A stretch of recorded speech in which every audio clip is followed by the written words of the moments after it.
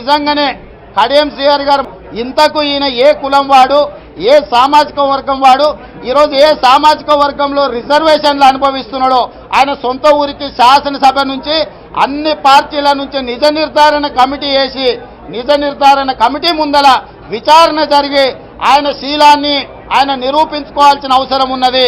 ఆయన ఏ సామాజిక వర్గం వాడు, ఏ సామాజిక వర్గం కోటాలో పదవులు అనుభవిస్తున్నాడో ప్రజలకు కడియం శ్రీహరి గారు సమాధానం చెప్పాలని చెప్పి. కడియం శ్రీహరి గారు కేసీఆర్ గారికి సరిసమానమైన ప్రజా జీవితంలో నుంచి వచ్చిన ప్రజాప్రతినిధి. ఎవరు కూడా నేను ఆన్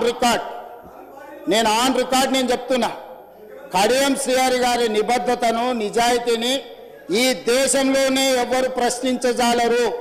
నిజాయితీతో కూడుకున్న నిక్కచ్చిగా వ్యవహరించే ప్రజాప్రతినిధి.